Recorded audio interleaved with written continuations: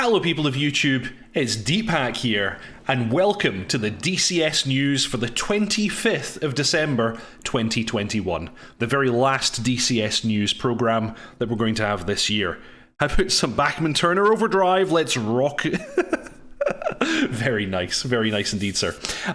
So yes, I wanted to very quickly say thank you to everybody for supporting me and for supporting the channel. This will have been 1 year of my weekly release schedule coming up on the 8th of January. So basically next week will be pretty much 1 year of doing this show, and the subscriber base has grown so much. I've had so much fantastic support, so I just want to thank everybody very much indeed. It's been great.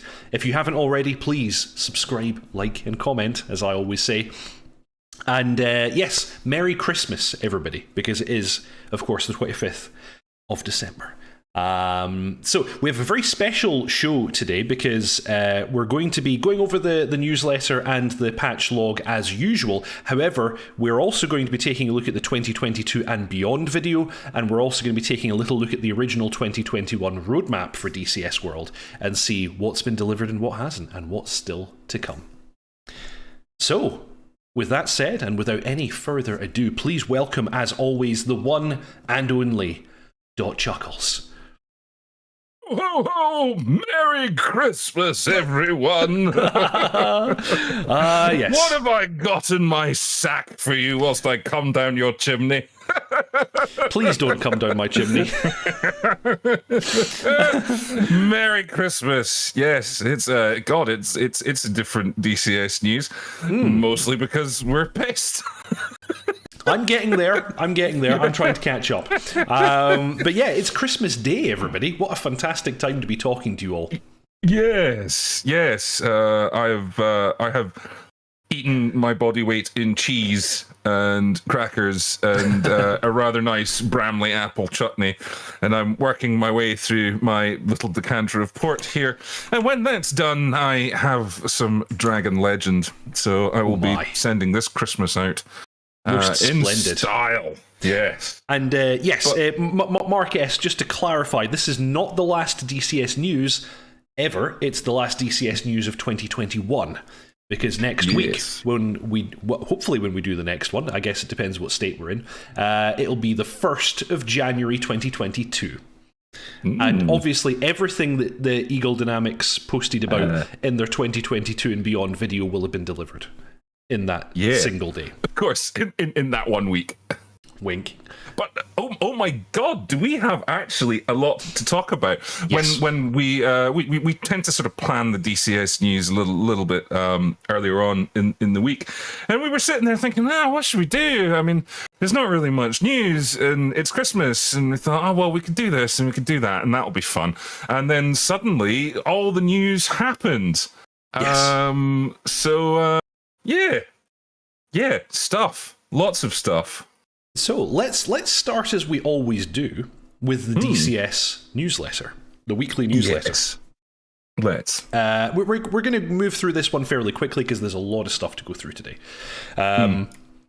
First of all, Merry Christmas to you and your family. We echo those sentiments.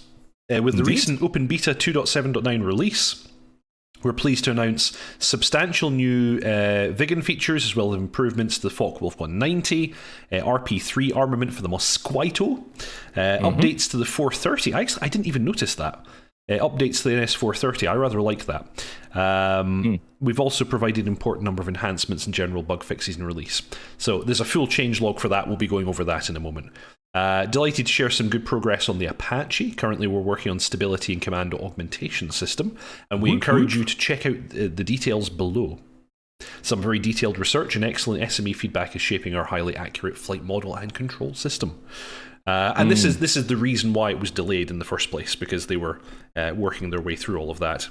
And we kind of speculated that it might have been why we were seeing some strange behaviors on some of the videos that Matt Wagner put up, where the Apache was flying wildly out of trim and sort of things were not going quite well. Yeah, because I think the Apache manages that a lot automatically. So the fact it was out of trim was a little bit concerning. But they're dealing with it, I guess.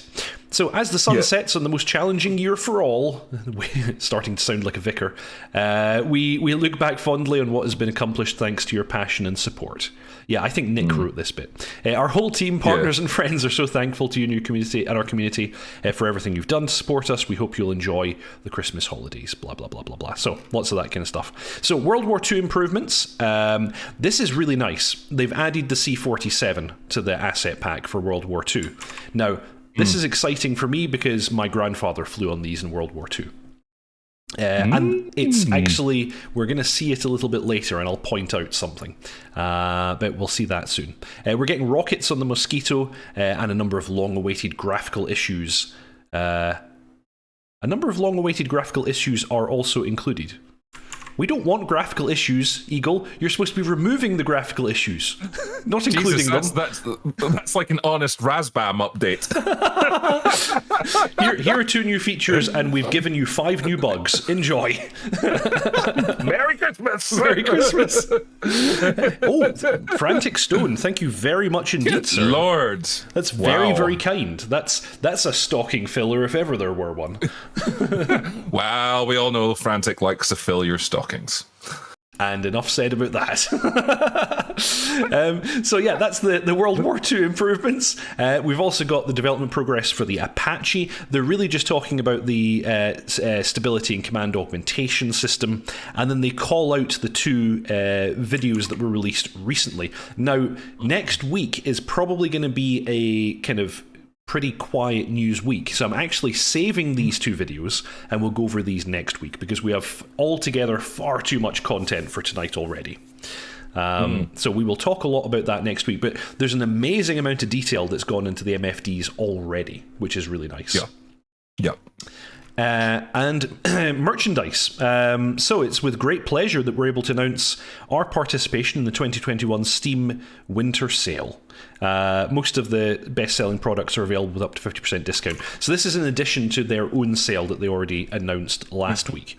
You can now get a sale of stuff on Steam. And to celebrate, please enjoy the launch of our Pilots line of merchandise. We are excited for what will be in store next year, and we thank you for making our dreams come true, etc., etc. It's still bad. Is it still the same? Oh wait, no, but you can now have a New Year 2022 T-shirt, and why would you not want that? Yeah, if you look at the ones that actually have the artwork on it, it's like. Do you remember in the 80s, you know, when you were a little kiddie and you wore those tracksuits, those like velour tracks? Do you remember what I mean, right? And yes. And they usually had some generic kind of exciting graphic for the young child. Yeah, they look like that. Yes. Ants. They're just like But surely everybody wants the F-16 one. Like, if a 7-year-old was wearing it on an 80s tracksuit, I'd be like, all right, okay. But just, oh, God, no. And the F-15 one doesn't have the artwork on the back. It just has DCS written. DCS. Yeah, I know. Aww. It's just... Like, somebody get them a merch manager and slap them and actually tell them how to do merch properly. Oh, well. So that's the newsletter that we got yesterday. But of course, the big thing that happened was the drop of DCS 2.7.9. Yeah. And we've got some kind of headline items that have been added. Very first one, of course, being the voice chat, which has now been expanded to operate inside human-controlled aircraft. And we did already talk about this last week, but it's now delivered. It's in. Yeah. Yeah, most of this newsletter is stuff we have talked about over the last couple of months that we've known has been coming. So you're probably going to rattle through a lot of this because there isn't any major surprises in the newsletter. It's just all stuff we knew was coming, and it's like, here it is now. Although there is a couple of little surprises, and we'll call them out as we see them. So yeah, let's carry on. Yes, indeed. The first one for me was the adjustment of the DLZ. I'm not sure about other aircraft, but in the F-16, with the AIM 120, the DLZ has been pretty far off. Like it's telling you that your max range shot is like 20 miles quite often and things like that. Whereas we know it's the C model should be capable of anything up to about 60 miles, depending on the size of the target, maybe even more. So that's been corrected, they say. We'll need to take a little look at that and see what the deal is there. It also takes into account range limitation because of battery lifetime, and I think that's really cool because we didn't have that before. It's nice to see that. Lots of updates to aerodynamics and missiles, that's cool. Some bug fixes for the delayed fuses with the penetration bombs. Some of them were behaving strangely, that's been fixed. Lots of AI aircraft stuff. Nothing else really to call out here. Oh, the C-47 Skytrain, though, that's pretty cool. And the AGM-88 producing the airburst when it detonates over an antenna rather than, exploding on the ground and stuff like that. So that's looking a little bit more realistic. Yeah, that's really nice. Then we're on to one of the big meaty bits, which is the F-16. All of these almost all of these we've already covered, but we'll go through them quickly. Air to ground. I think one of the comments from Bull, who is the OC2 squadron, which is our F-16 squadron in the VAF, his comment when it dropped was, "Yeah, mate, this patch is a banger." and he's going to have to rewrite all of his training. Yes. So yeah, we now have the air to ground mode for the HICMAS, which is really, really nice, with the ability to... actually, one of the big things, again, Bull was calling this out. He said the situational awareness is amazing. You can be flying along, look over your shoulder, and you can see your steer points and things like that. It's really easy to reference. Yeah, and this is something we featured, I think it was last week, where we showed the video for this, and it's pretty awesome. Ooh, oh my god. Byron Farrow, my grandfather was on the Dakotas in Burma, as was mine. That's exactly where he served. Raising a glass to both of them. Hear, hear. Well, indeed. Hear, hear. And thank you very much, Byron. That's very generous. Thank you, sir. Thank you. Yes, we've got the ECM. We've got fire control radar jamming indications. I didn't even know this one was coming, so I was very excited to see this. The HSD cursor has some extra functionalities. The countermeasure dispensing system, semi-automatic and automatic, is now in. Bypass mode is in. Seed D pages and Man D pages are in. Radar ACM can slew. Anything else really of note? They've adjusted the overload limit, which is now 10.5 G. Nice to see that, because they initially implemented for a lot of the modern aircraft quite low G limits, I think based on what the limits are in the flight control systems, but of course the structural limit is not the same as that. So that's nice to see. And then a whole load of fixes. I'm not going to go through the fixes just now. We're going to jump straight down. F-18C Hornet improved FLIR image settings. This seems to refer to the contrast and gain being set to more sensible default values, so that right out the gate you can just use it without fiddling too much. Yeah, this just to note, this is not the improved FLIR modeling. No. It is just simply the settings and controls that are available in the aircraft. And funnily enough, they're calling it out that it's on the F-18, but I suspect it's on all aircraft, actually, because I took the Harrier up after this patch, and the FLIR was actually usable. And in the Harrier, the FLIR is normally just about useless. And I found it to be, the image was so intense and so easy to read, it was brilliant. So yes, I think we have seen there's some work in the FLIR, but it's not the FLIR update. Yep. A bunch of stuff to the C-101. Really nice to see them continuing to work on this, even though it's now in released state. AV-8B Harrier, really just fixes. Nothing new, particularly. Mirage 2000, again, just some fixes and bits and bobs. MiG-19. Now, F-14, big thing being the overhaul of the night lighting system, which actually looks very nice indeed. And for a period of time was even disabled, I think, because it wasn't working correctly with the new lighting model. So this is them re-implementing it and making it look really good.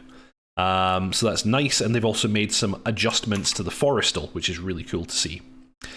Then we've got the Viggen, and there is no way that I can cover what they've done to the Viggen in this patch because it's mental. Look at this. Yeah. Look at this. Yeah. Have we ever seen this big a patch for anything? I can't remember the last time I've seen a patch with this many points in it. They must have just been quietly working away for about a year on stuff and just gone, right, send it. Yes. So it's tons. It's tons. I'm going to summarize this as saying what they've kind of done is they've taken the rendering tech that the F-14 has and they've kind of backported it into the Viggen, because they talk about things like the readability of gauges, the way the glass looks. They're talking about the update rate of gauges and other displays. So they've really just brought all of the Viggen's cockpit right up to date. And I think a lot, as well. There's just like it feels like they've rewritten this from the ground up based on a whole bunch of stuff. So it feels like a new aircraft. Yes, very much so. And one of the nice ones here, the Viggen actually has its own radar model. The Viggen is one of the few aircraft that doesn't use Eagle Dynamics radar SDK. Well, I don't think there was a ground radar available when the Viggen came out. They wrote this from the ground up because it didn't exist. Yes, but many other aircraft that were in the same boat, like the JF-17, have subsequently switched to Eagle's SDK to use their version. The Viggen, as I recall, did not.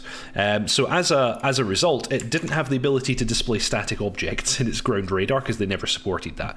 Now they do. Yeah. They fixed that, so that's really nice to see. But yeah, there's no way I can go over this. It is such an incredible amount. Much of it is small bug fixes, so a lot of this stuff is like corrections to the way that certain instruments and things work. But there's then also a huge update to the way that the cockpit and gauges and so on are rendered. So we're going to skim over this because I can't tell you all of this. There's far too much. Also, a fairly sizable update to the JF-17. A lot of it around the radar and the ECM, so I wonder how much of this is actually stuff that Eagle has done that has then had an impact on the JF-17, because those are really Eagle features. But yeah, a bunch of stuff to do with that, and now also the ability to fit empty fuel tanks on the JF-17, much like you can in the Harrier. That's a really good feature because depending on how you want to maintain your weight limit, you may launch with empty tanks so that you can tank once you're airborne. And we also continue to see updates to the Gazelle, which is fantastic. Polychop, I salute you. Really nice to see this. They've implemented the VoIP, and they've fixed a bunch of stuff that wasn't working correctly, which is nice to see. Then we've got fixes to the Black Shark, the Hind, bunch of World War II aircraft. I hadn't noticed this at first, but yeah, the NS-430 gets a bunch of fixes and corrections, and it's now also possible to display the NS-430 as a flat 2D display in VR, which is a really nice feature. Although I would probably, usually I would use the NS-430 in one of the 3D cockpits that has it integrated, like the L39 or the Mi-8, but still, nice to be able to do that. And then that's pretty much it. Bunch of fixes to some of the maps. There are two very small fixes to combined arms, and then a whole load of fixes to campaigns. Now, they do actually list some known issues at the bottom. So, big patch like this, as you would expect, there are some little broken bits here and there. But nothing massively big, I don't think. A lot of them around the voice chat and the limitations of this first release of the voice chat. So, next, we're going to show you something. We're going to show you something nice. You're going to like it. You're going to like it a lot. Yeah. Let's have a look at this. Yeah, sadly no audio, but you'll get the idea. What could this be? Oh, yeah. Oh dear. Crivens, I'm having a crisis. Help me, Bob. Oh, yeah. This is, looking beautiful. That is some Cold War sexiness right there. Oh, yeah. This looks up and away. So good. Oh, and this is Cyprus, I guess. Yeah. So this is Cyprus and Syria they're flying over, it would seem. Yes, I think so. Yeah. Oh, Jesus. And I hadn't realised just how versatile this aircraft is. I thought it was just an interceptor, but no, it's not. No, it does a lot of stuff. Like I say, this is a must buy for me with having a family connection to the aircraft. So, like, I would have bought it anyway, even if it was not very good. Just like I say, because of the connection. But looking at this, it's right up my alley. It's the right part of the Cold War that I find really interesting in terms of aircraft. It looks really sexy, and it looks like they've done a great job in the cockpit. Yeah, I'm super hyped for it. I'm super hyped for the Mirage. So, yeah. Still, no dates, no release date, no nothing like that as yet. But we're definitely very, very excited to see them continuing to work on this. And Urges, I have to say, or Urge, however you're supposed to say the name of them, I'm really impressed with them. Like, they stuck with the C101 for a really, really long time. They had various setbacks, and they got there, and they delivered an excellent module. I'm a big supporter of theirs. Yeah, no, this is just, I'm super excited for it. Really, really excited. Much excited. Yeah. So then we're on to the meat and potatoes, as they say. I'm going to play a video that perhaps quite a lot of you have already seen, and we're gonna see if we can figure out all the new stuff in this video, things that have been hidden in plain sight. Yeah. So without any further ado, let's do it. What have we got? And I've got my list. I'm looking at my list at the side here. Yeah. I know what I saw. And of course, we've got Nick Gray trying to do his deep announcer voice and just sounding like he's had a fucking stroke, basically. I think he sounds like a vicar. Oh, updated 3D model for the K50. Yep. Cockpit view of the F-15E Strike Eagle. Probably the first time we've seen that, I think, in motion. Yes. Yeah. Apache, of course. Beautiful. A4 Intruder. The Forrestal.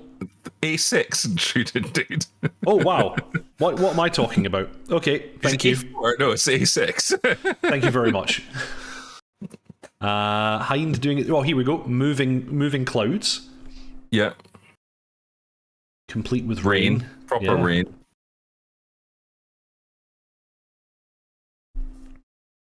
Marianas. Is it? Or it's Falklands, because Falklands features in this quite a bit. Yeah, that's Falklands. Okay. Boom. I think that's the more mud hen. Yeah, this is actually the SA5, which we already have in game. What else is happening? Let us know if we miss anything, chat. Keep your eyes peeled. Wasn't that the Prowler? Oh, maybe Tog's right. Maybe I'm completely misidentifying. I thought I only saw 2 seats in it, so I didn't see the little extra bit in the back that would make it a Prowler. Okay. C-47. C-47. Now watch what the C-47 does later in this video. New Afterburner Effects? Yes. Yeah, that's a new Afterburner effect. Yep. They had been, actually they'd been talking about that for 2021, but I guess they missed getting it in. Watch that. There you go. And this is what my grandfather used to do, actually. He used to fly in the ones that were dropping paratroopers. F-14s doing their thing. Hind doing its thing. MiG-29, they showed the MiG-29 a few times, and I wonder if it's because of the 9.12 version that we're getting. Some World War II artillery there. Interesting camera angle on that ground vehicle as well. I don't think I've ever seen anything like that on the ground vehicles. Turkish F-18s. Okay. Mosquito, yes. I do delight in mispronouncing it. Yes, I know. Is that Merkava? I think Merkava's already in the game, isn't it?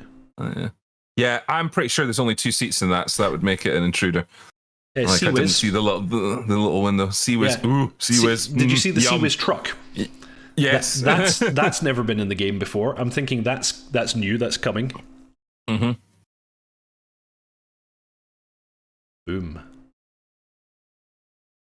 I'm pretty sure that aircraft is an intruder. And that's the one that Heat Blur have been promising for a while. Yeah, as an AI asset. Yeah. Yes.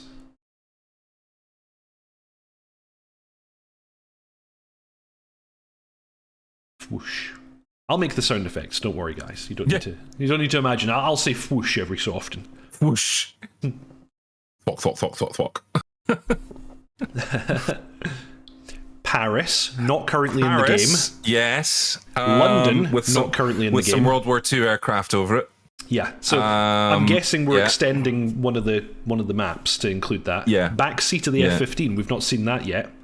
Yeah. With working avionics. This is Falklands, I'm pretty sure. I think they said that might be Patagonia. Somebody said it might be Patagonia. Oh, okay. Yeah, so that would seem to be indicating a much larger area that the Falklands cover. Okay. And now, of course, there's the kind of after credits scenes. There are two things here which we're about to see. Very, very quickly. We have some coordinates. And we have a gun sight. Ridiculously quickly. So, luckily, dotChuckles did his pre-show work, and he's given us versions of these that we can actually stare at. Oh, where am I? Here we are. Yeah. So, we know where this is. Chat, do you know where this is? We've been reliably informed that this is Bagram Air Base in Afghanistan. Yeah.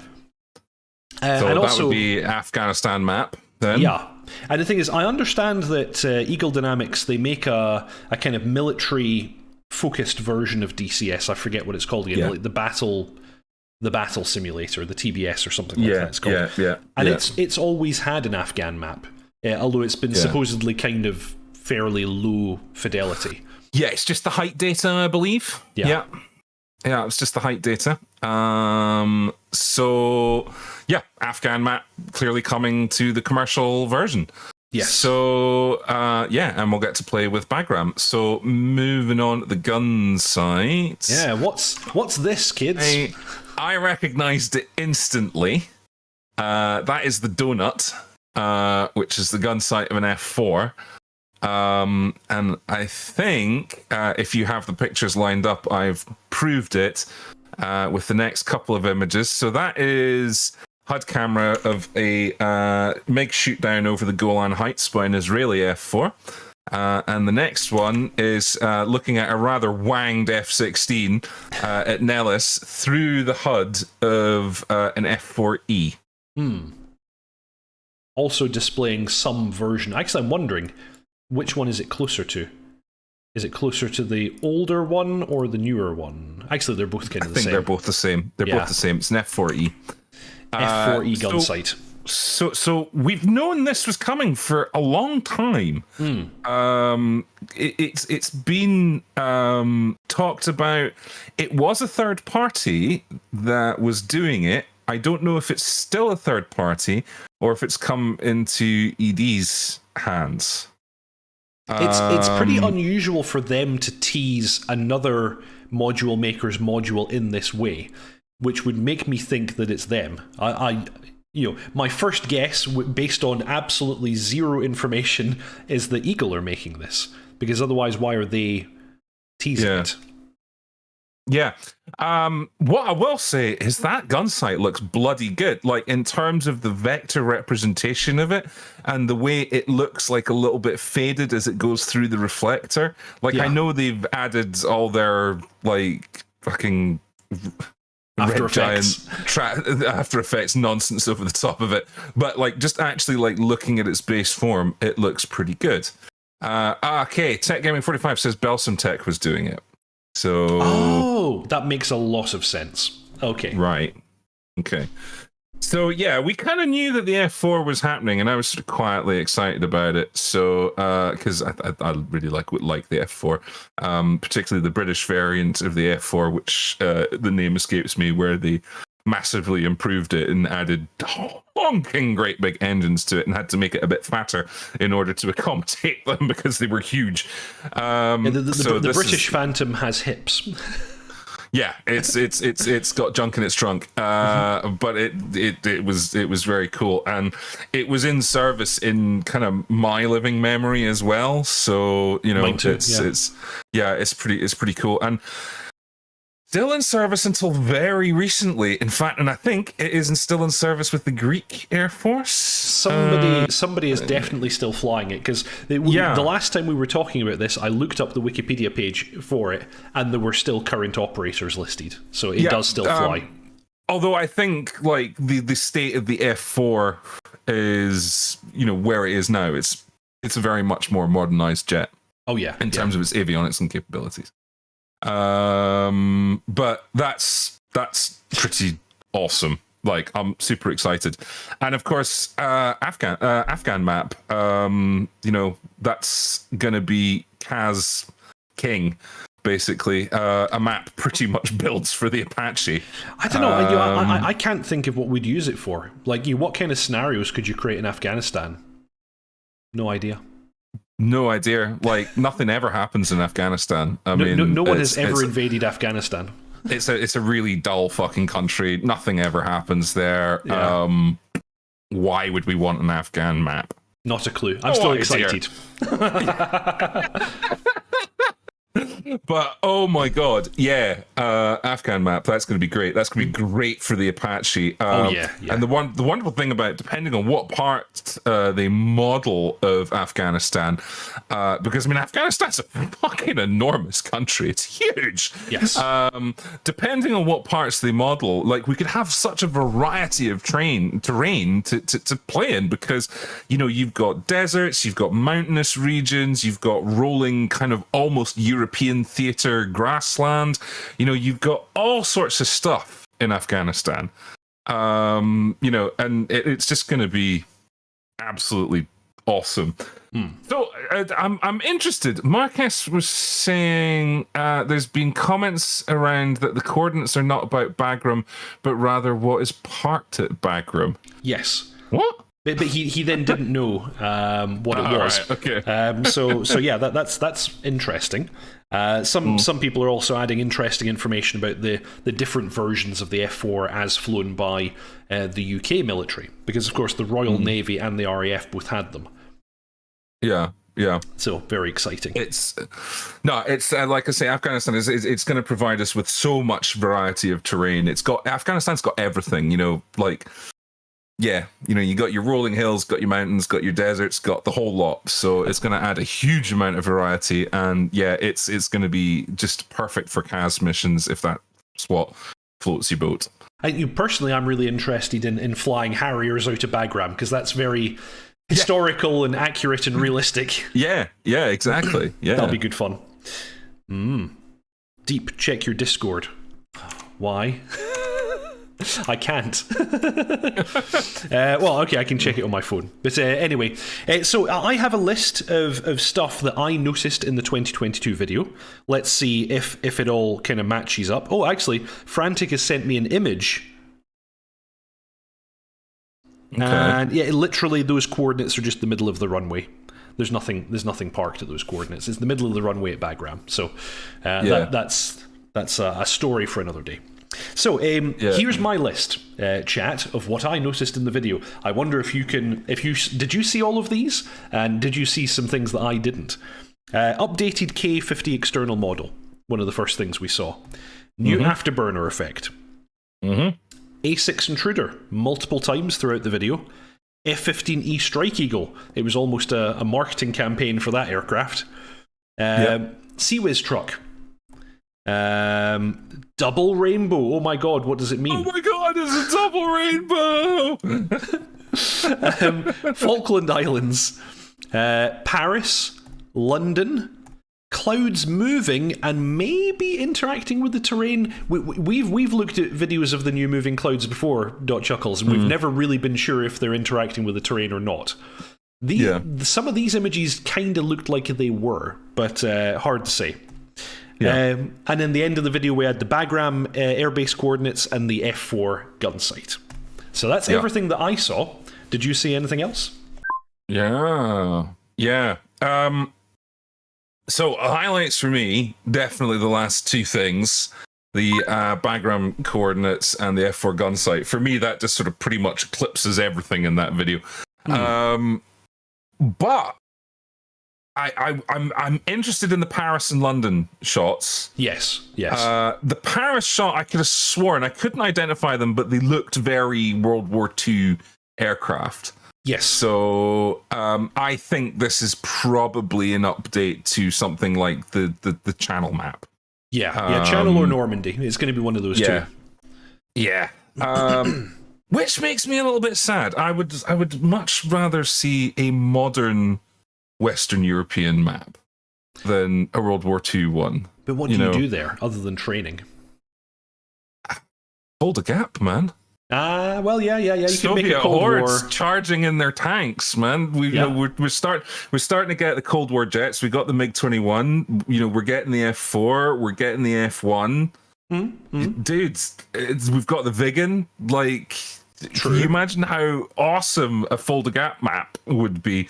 And Western Europe, it would just be stunningly good. Could be cool. Yeah, you might even be able to fly over your house. The Seaways truck is pretty damn cool. The buzzsaw of mortar death. I didn't even know those things existed. So that's really cool. Not, I have it on, and just responding to Stieglitz in chat, I have it on authority that it's not a Japanese Zero, it's a FW190 with a funny paint job. With a funny paint job. Yeah. It's a fake. Yeah. It's a fake. Yeah. The Seaways truck, the mortar death machine, that's pretty damn cool. I'm very sad that the A6 is only an AI model. I would love Heat Blur to make that an actual viable thing, because one of the first aviation films that really captured my imagination wasn't actually Top Gun, it was Flight of the Intruder. Yes. Classic film. Classic film, Flight of the Intruder. So I'd love to go downtown in my A6, but sadly it's not to be. And in fact, one of the classic computer games that I had for the Amiga, which I played to death, was the A6 Intruder game that also had an F4 in it. Hang on, wait a minute. Byron Farrow is saying it's coming as a full fidelity later.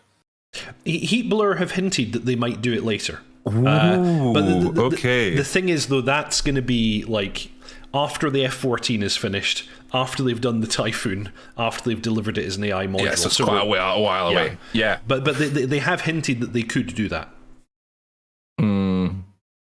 Yeah. Okay, so we saw the Mud Hen a lot in that video. We did. And what do you think people are going to ask us? So does that mean it's coming out next month? No. It's still not coming out for ages. I have to say, I have become slightly more optimistic about it than I was in the past. So in the past, I was like, it's going to be years and years.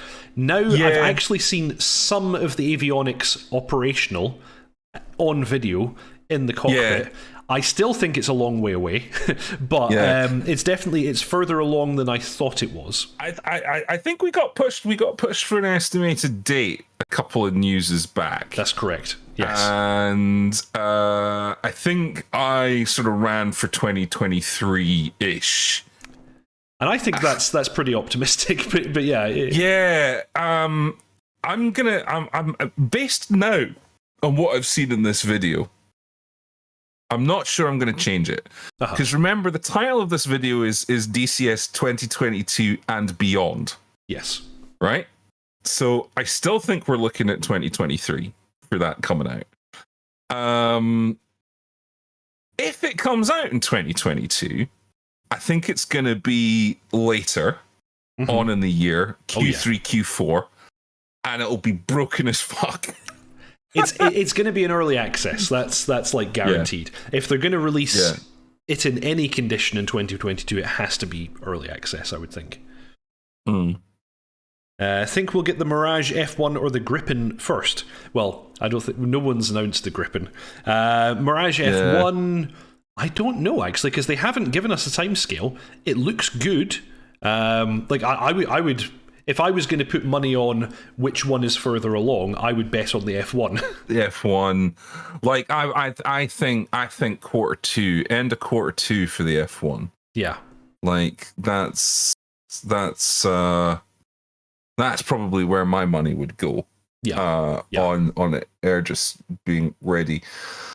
I kind of wonder if their C101 updates aren't falling out of the F1 development. Most likely. Yeah, because they're working out how to do stuff better.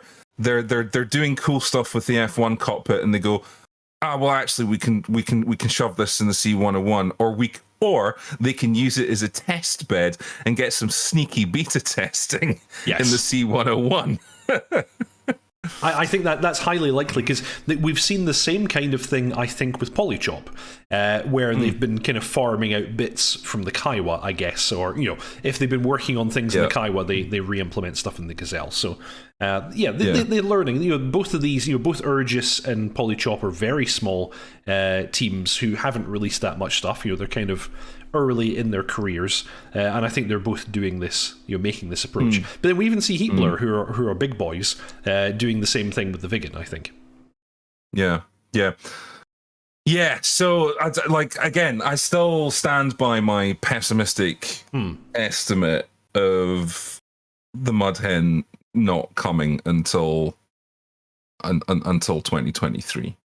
And a couple of people were asking me on Discord about the F-15 today because of this video, and they were saying, are you going to get it? Are you going to get it? And my immediate response was, yes, but I'm not going to pre-order it. No pre-order and no early access for me. Because I am the Razbam fanboy, but I would not trust them on this one. Like, I need to see it finished. And I have fundamental disagreements with their philosophy on the Mudhen and the F-15 and how they're going to release it. I fundamentally disagree that it shouldn't come with some kind of AI, or they shouldn't be contacting a partner in order to instigate an AI in that aircraft. For me, it kills it. It kills it dead. It makes it completely unplayable, I think, in multiplayer, and I think it'll make it mostly unplayable in single player without having to pause and change cockpits and just fuck that shit. It's active pause. How Yeah. much of the mission are you going to spend in active pause in a one-person F-15E? No, I know. I fundamentally disagree with their decision to do that. I think it's going to hurt them. I think it's going to hurt them badly. Well, I'm still excited to see it when it comes, but I will only put money down on it once it's actually working. Yeah, that's going to be the limitation for me. So, what else did we see? Anything else worth talking about? Nope, not really. Patagonia was looking bloody good. It was looking very nice. See, and this is of course Razbam again. Their map stuff looks really nice. Yeah. Really nice indeed. So that's the 2022 and beyond video. A lot of nice stuff. But yeah. So we move on, because now we've looked at the future. Let's have a look at the past. Christmas ghost of the past. Christmas ghosts of the past coming back to haunt us, shall we? Exactly. So what we're going to do now is we're going to take a look at the original 2021 roadmap as posted by Eagle Dynamics back in January 8th of this year. A very long time ago, feels like a lifetime ago. So much has been delivered that certain notable things... Just before we do, can I just address this, like, in chat? You don't really need a backseat driver for it. Yes, you do. Stop talking nonsense. You do. The pilot can only see what the Rio is sending him. He can't do anything with that information. It requires the weapons officer in the back to set the packages up and actually utilize the jet. This is a myth. It's nonsense. Stop propagating it. There we go. Stop talking nonsense. So, on that note, let's take a little look at the 2021 roadmap as originally posted by Eagle Dynamics. They were talking about finalising the F-18. They said that finalising the F-18 was their highest priority. I think they've actually done a fantastic job of hitting that one, because they were talking about new functions for the expendable countermeasures, electronic attack, radar jamming effects, sea and ground moving target radar modes. They're all in. Designated target sharing is in. Fuel page bit, don't even know, but I assume it's in. Not very important. Yeah. The practice bombs are in. They're then going to implement the AT Fleur, done. The Harm, done. Slam ER, done. Coupled autopilot modes, done. And once out of early access, which it actually isn't yet, they said it'll be out of early access once they have the ACLS done. But once it's out of early access, they're going to implement the AIM-7P, ACLS modes, wide ACM mode, that's actually in, and the data transfer cartridge functions, which have notably not been implemented for any jet in DCS. No sign of that anywhere. Oh, and fair, you're jumping ahead. Just calm down. We're getting to it. We're getting to it. we'll get there very soon. No, it's just constantly all I see in the report is, but they don't really need it. It's like. And actually, Fair is making the point that the Air Force is not going to build a jet with 2 seats if they don't need the second seat. Like that. It was the same thing. It was the same thing with the Apache. Oh, you don't need the CPG in the Apache. You can't fucking laze without him. You kind of need it. So anyway, moving on. On to the F-16. Once the Hornet is out of early access, some of the developers will be allocated to the Viper team. I think we've seen evidence of that given the last few updates to the F-16. They've been huge. Including the most recent massive one. Yes. Based on customer feedback, their highest priorities include completing the air-to-air radar modes. That seems to have been done. The addition of the Harm and its modes. That seems to have been done. GPS INS guided weapons, they're in. Expanded defense systems, I guess with the most recent patch with the ECM and semi and active modes of the countermeasure dispensing, that's in. Air to surface radar modes, we've just started seeing those. Mark points, just recently in. And the additional ICP and MFD options, they're trickling in bit by bit, not done yet. And new weapon delivery modes and more. So I have to say, for a while, I was not believing that Eagle were going to kind of deliver these big improvements to the F-16 that they promised. But man, have they delivered in the last couple of months. Nicked it right in at the end as well. Exactly. So I have to say, again, hats off. Progress on the F-18 and on the F-16 has been excellent. Now, on to an interesting one. The A-10C2 tank killer. The Hog is already nearly complete. I agree with this statement. But we do plan to deliver some additional features in 2021, including the ARC 210 radio. Where did that go? We never got it. Yep. Never got that. Yeah. We didn't get that. Updates to the tactical awareness display. I don't know what that refers to exactly. We may or may not have already gotten that. I'm not totally sure. Changes to optically guiding the Mavericks slewing. I think that's in, as I recall. And the long version of the ECM pod. I have no idea if that's in. They've been talking about including that for the F-16 as well, so that may or may not be in. But yeah, big thing for me is the fact that the ARC 210 is not in. And considering that it's just a radio and just a panel, although it has some greater integration with the UFC, I'm confused as to why they haven't just done it. But that's a notable did not land for 2021. And then we have the DCS supercarrier. So most of our effort in the supercarrier has been focused on creating the 3D environments for the ready room, not landed yet, and the airboss station, not landed yet, and the hangar deck, not landed yet. Other tasks for 2021 include plane directors to marshal aircraft to the catapults, also not done yet. And off the landing area, the burble, that's in. Deck crew light wands for night operations, not in yet, although I know they've been working on it. And unique radio channels for different controllers, not in yet, and manual LSO controls. I'll need chat to update me on that one. Actually, can you do a wave off from the LSO station? I don't know. I don't know. Well, I think you can. I think you can.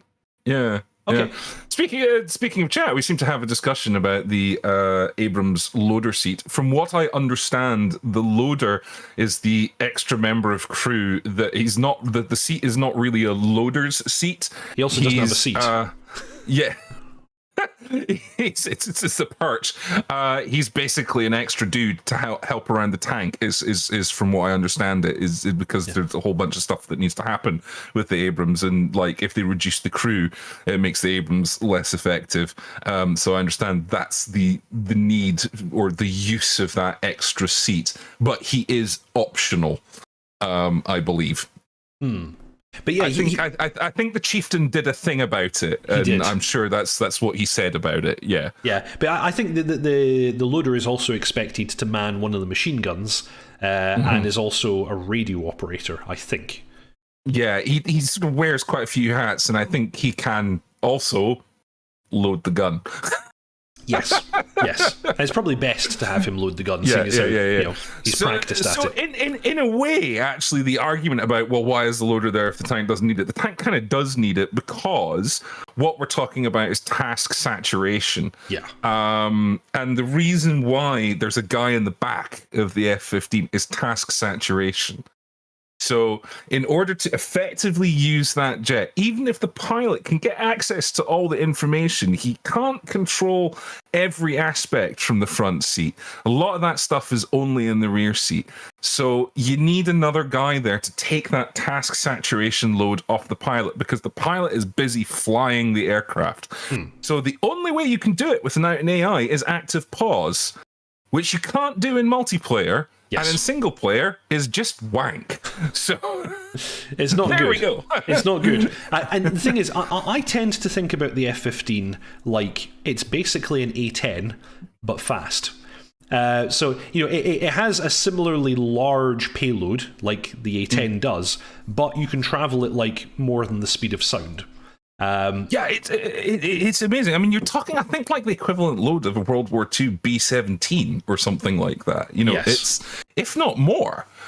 It's, yeah, and it's all happening at 650 knots, 50 feet off the ground. Yeah. You need a guy in the back to be able to handle that. You can't do it from the front seat. You just can't. That's why there's a guy in the back. That's why the Air Force pay a lot of money to train him to be able to do it. Like, just can we please stop with this nonsense that the aircraft can all be flown from the front seats?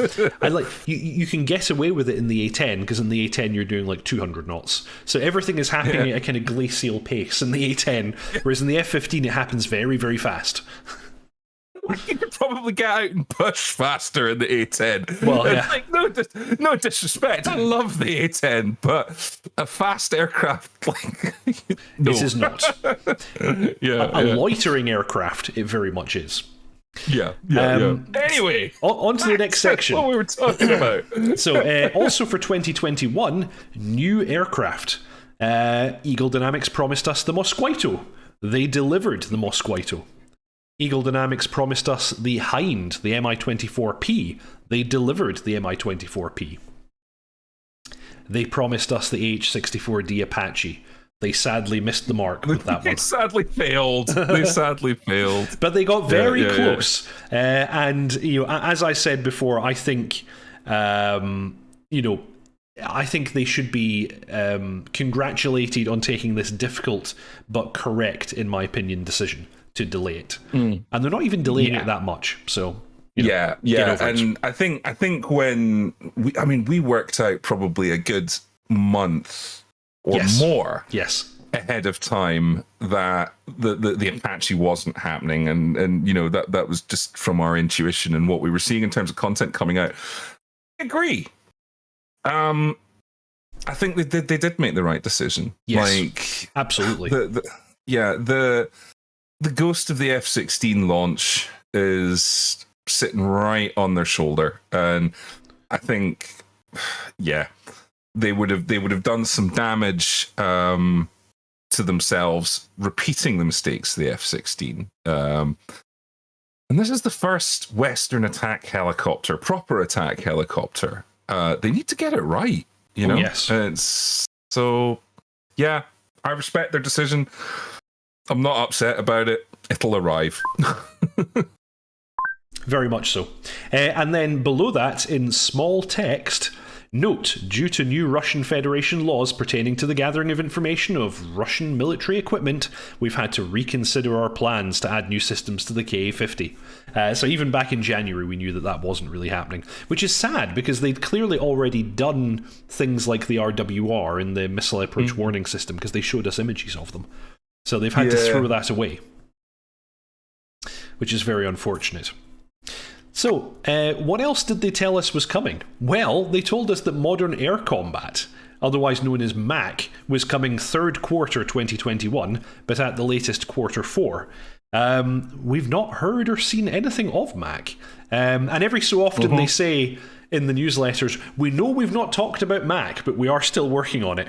And then we continue to see nothing. So, MAC, I don't know.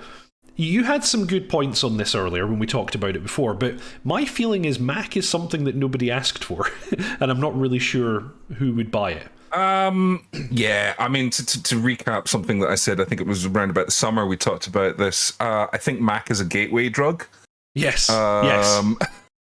Yeah, that's exactly what you said the last time, yes. Yeah, MAC is a gateway drug. It holds no interest for people like us. Yes. But I think there is a vast population of people who like the idea of a combat sim. Like, look at Ace Combat. That sells millions of copies, so there is an appetite for something that is a little bit more arcade, a little bit more easy and approachable for somebody who isn't steeped in aviation as we all are. It's time for Airquake. Yeah, and do you know what? Airquake is fun. I still have fond memories of not that long ago, Battlefield 1942 on the Xbox, airquaking, and it's good fun,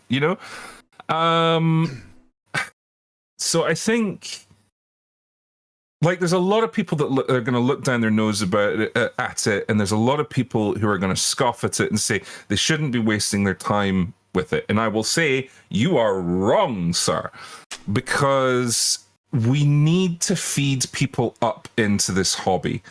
There needs to be an influx of people that can come in, and not everybody can get over that initial barrier, the initial hurdle of understanding these systems. Remember, that's how we all came up, whether you realize it or not, because we looked at some analytics on the channel, and we saw the age range. Yes, that's right. Right. Okay. And the gender spread, I have to say. And the gender spread, but the age range was between 30 and 50. Roughly. Yes, it was that's correct. Something like 95% of the viewership was between 30 and 50. Yes. So we all came up on the Amiga or the Commodore 64 or early 386 and 486 PCs with games like TFX, with Tornado, the original Falcon series, which were much more simplified games. And I mean games, where, like all these complex systems weren't fully simulated.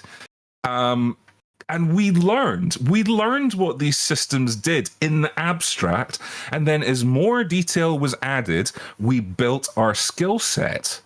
Now, somebody trying to come into DCS as, a 15, 16-year-old, yeah, some are going to be able to do it, but the vast majority haven't had that long process of being indoctrined. Yes. That we all had without realizing it. And I think that's where a product, too much whiskey, product like Mac fits perfectly. It's going to indoctrine and allow a new generation of players to come in and grow DCS. So I really wouldn't be looking down your nose at Mac. I'm not going to buy it. I'm not going to play it, but I recognize its importance to the community, and I think that's why it's a good thing. I'm one of those people who kind of sneers at it a little bit and looks down their nose, but I agree with everything that you just said. However, I balance that with the fact that Eagle Dynamics is a very, very small company and a very small development team. And I question their ability to deliver DCS World and Mac at the same time. Well, and do you know what? I think that's what we're seeing here, because we've heard dick about Mac all year. Yes. You know, so I think you're right. But in terms of the concept and the principle of games like Mac and Ace Combat and what have you, I think they have a very important role to play in bringing people into the more hardcore end of our simulation. And I think trying to wish these things out of existence and sneering at them, I think is really wrong-headed. And what you're going to do is actually make sure that this hobby dies with this generation. That's all that kind of attitude is gonna do. And it almost already did about 20 years ago. But yeah, we've seen a resurgence more recently. Yeah. But like, let's not forget, we're all hardcore. We know it. You know, we're the elite. We know it. Everybody watching this is elite. They know it. But we're all of the generation that were brought up on much simpler things, and we've had 30, 40 years to get to this point. Like, people who are going to come in and come into the hobby, they've not. You know, you can't expect them to jump right in. That's a very fair point. Yeah, I think you're right.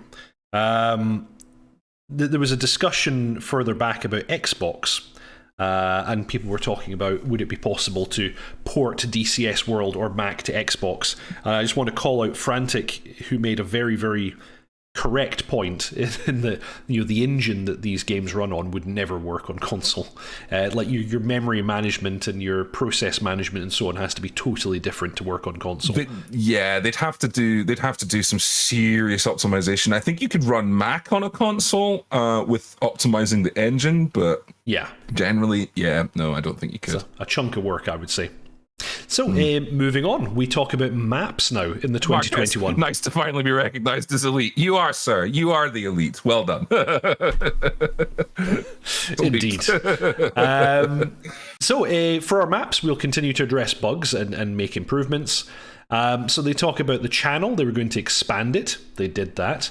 They talked about that, indeed. Yep, they talk about the Mariana Islands. They slated to release it in second quarter 2021. I think they hit that, or they were just into quarter 3. I don't remember. But we got the Mariana Islands. So these two things were delivered. Well, what we have, sort of. What we didn't get was the World War II version, as far as I understand. You're right. Yeah, because the one we have just now is the present day, isn't it? Yes, that's right. Because let me see here. This is still planned as a free map, and it will later serve as the foundation for our first World War II Pacific Theatre map. So they didn't commit to giving us the World War II one yet. Okay, they didn't commit to it, but we certainly didn't get it this year. Yeah, that's correct. Now, Volumetric Clouds. I'm going to leave you with this for just one moment, dotChuckles, to talk about while I grab a beer. I'll be right back. Okay, God, Volumetric Clouds. They look really, really nice. They don't look so good in VR. That's my big problem with them. But they look great, but they're only static at the moment. And I definitely think this was them trying to respond to the gorgeous work that Microsoft did with Microsoft Flight Simulator, and they kind of have it, you know. But yeah, it looks really good. It needs to stop being static, which is what we've seen in 2022 and coming, but they also need to fix it in VR because it's wank in VR. I heard most of what you said, and I totally agree. I think that Microsoft Flight Simulator has been a catalyst for the entire flight sim industry. Everybody's looked at Microsoft Flight Sim and went, oh dear, our sims don't look as good. I don't know if it's fair though, because I mean, let's face it, they've got some pretty fucking big resources behind them. Yes, so, yes. You know, of course it's going to be good. But you know, a rising tide floats all boats, doesn't it? So absolutely. I have to say, like the clouds in Microsoft Flight Simulator are really visually stunning. However, I feel like the ones in DCS are slightly more photoreal.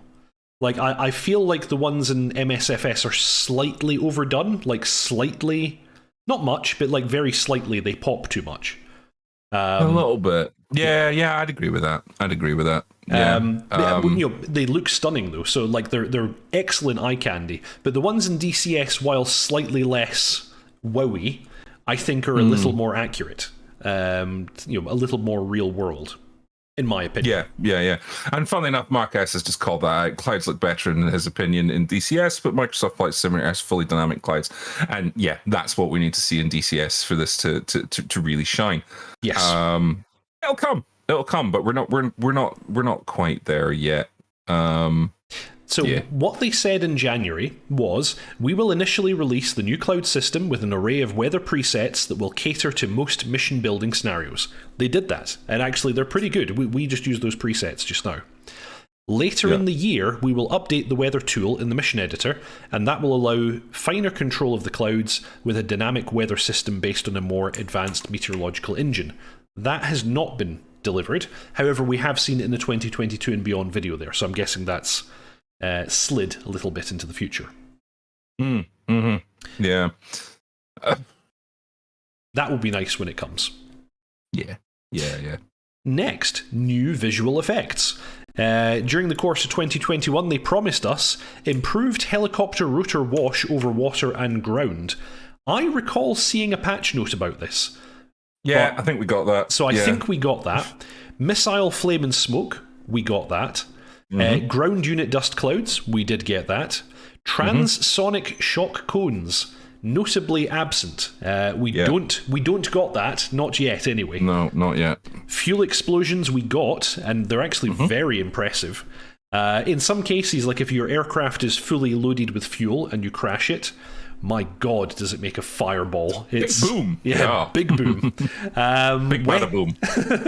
Weapon water splash, I believe we got. I think I've seen evidence of that. Yes, but I think,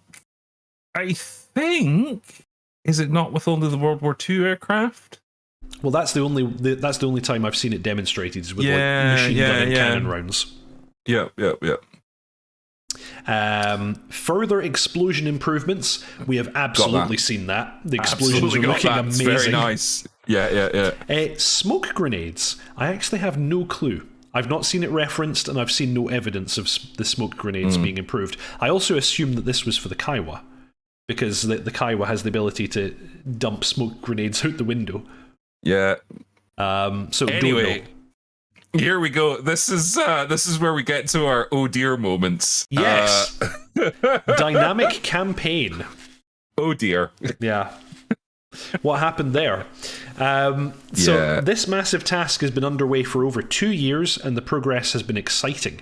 The campaign is built around real-time strategy foundation that factors resources, zones of control, logistics, available forces, and a strategic decision-making system. While we believe internal testing will continue in the first quarter, it's too early to estimate a release date. However, external beta testing is planned for hopefully Q2, Q3, and we've seen no evidence of that. Unless it's with external beta testers and we just don't know.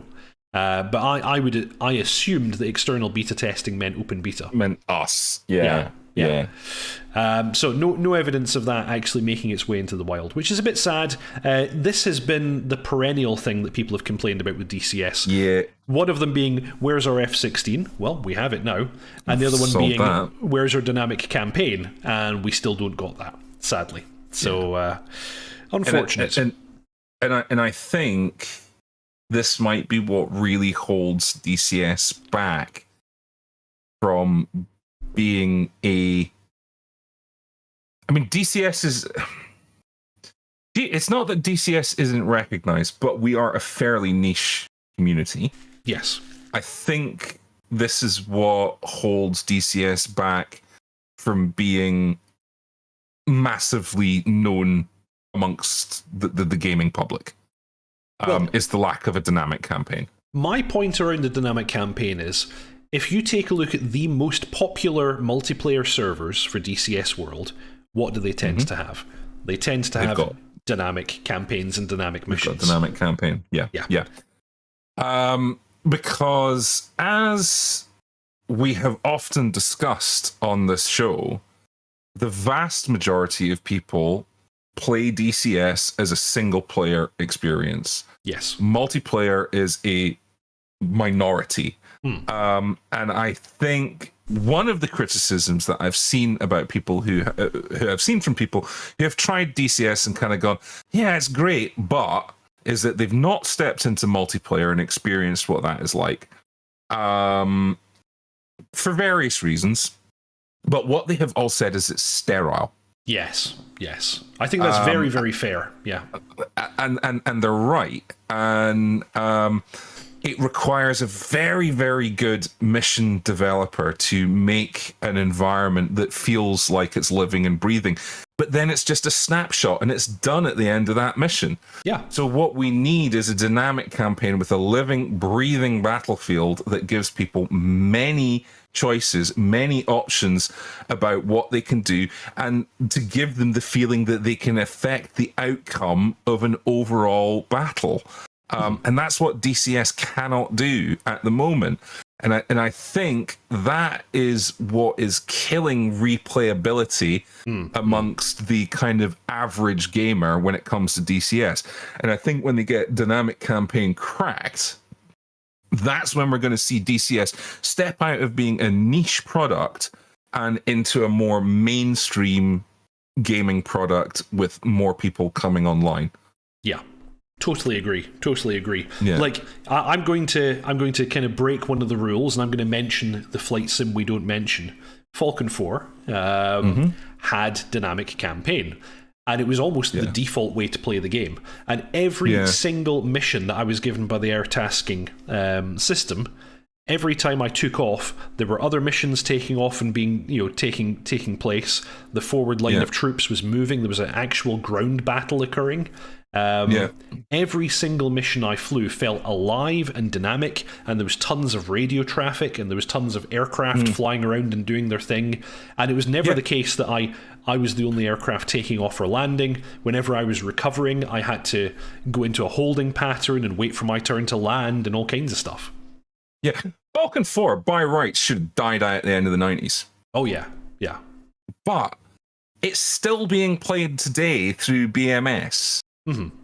It's a product that hasn't received any official updates for 20 years. And it's because of that campaign. It's because of that campaign engine. Yes. Yes. So yeah, they need to get this done. Falcon 4 in effect has infinite replayability. And you'll never have the same scenario twice. And of course with BMS they've extended it so far. It's even better than back in the day. Because there's two types of people that play DCS. There's people like me and Deepers here who are just absolute fucking nerds for the aircraft and the systems, and we want to play with the systems and we want to fly with the systems. And in effect, for me, the mission is almost secondary. Yeah.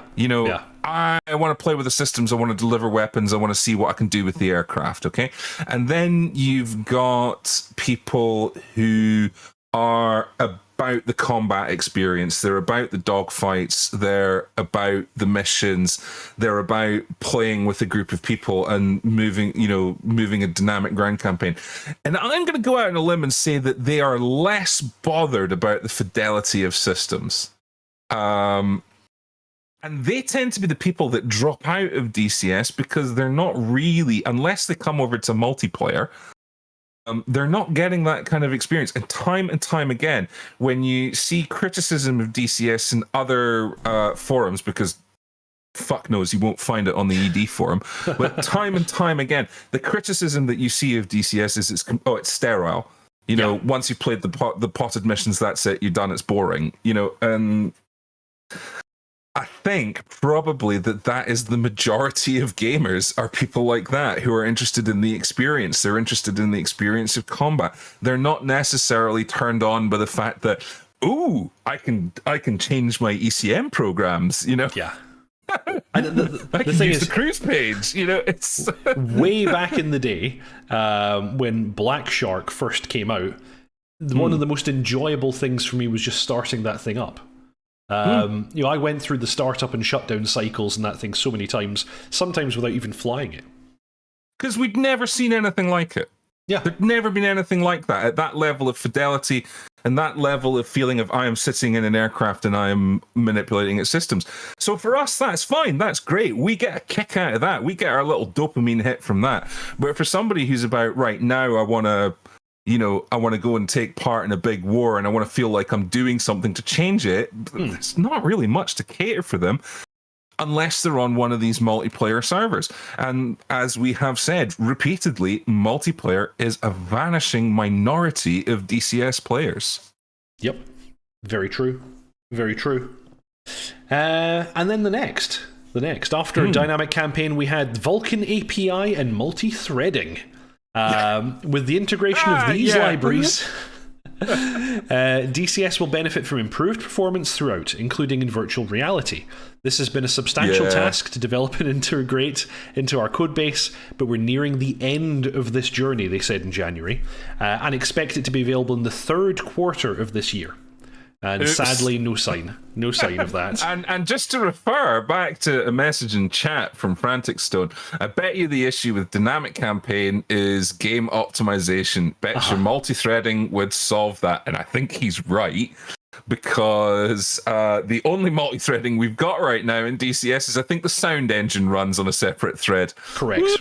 Yeah. And actually, some of the aircraft also make use of an external thread as well. So I forget which aircraft it was. The Viggen. So the Viggen's air-to-ground radar runs in a separate thread. So things like that. But basically, we've got two threads for the whole game. Yeah. Which is not brilliant. Yeah. This I think is almost as important as dynamic campaign. I think getting DCS properly optimized. Yes. Because this is the keyhole that they're going to have to squeeze all of DCS through.